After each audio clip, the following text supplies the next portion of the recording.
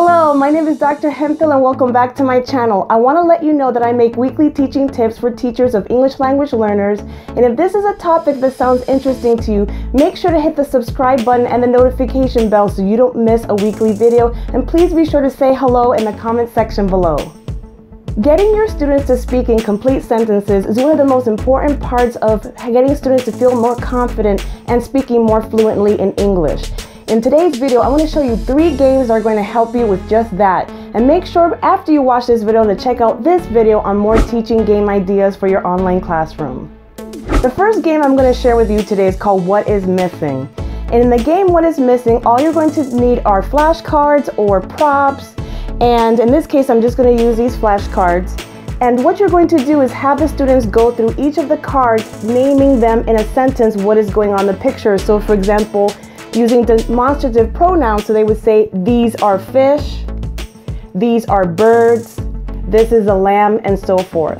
Once they feel confident and know what's in each picture and have said them in a complete sentence correctly, then you're going to have the game begin. Okay, turn around.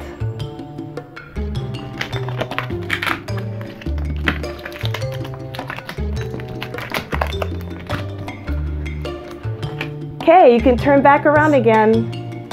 Which one is missing? Is it the fish?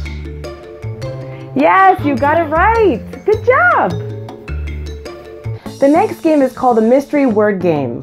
In this game, all you're going to need is a whiteboard and some markers. And what you're going to do is you're going to list some of the most commonly used word family words that you have been working on with your students. They can be of the same word family, or in my example, you can have different ones if you've reviewed them already.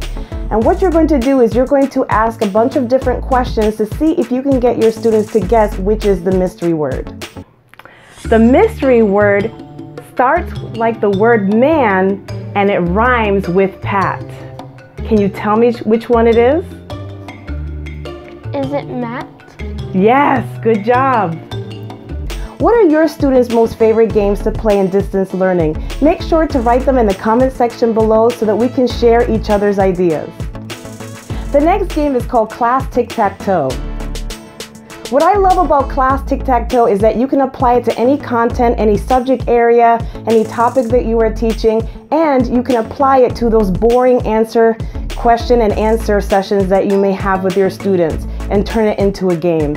And how it works is that you're going to divide your class into teams, and then you're going to ask a question, for example, to team number 1, student 1.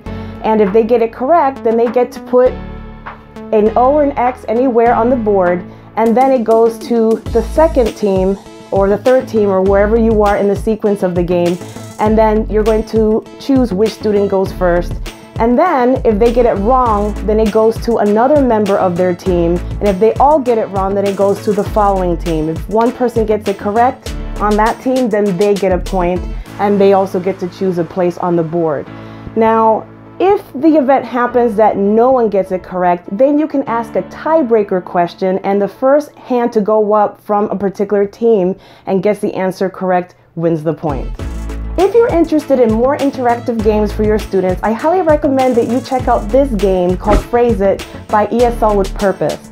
And in this game, your students will be faced with different contextual questions that are based on everyday situations in a really fun and interactive way.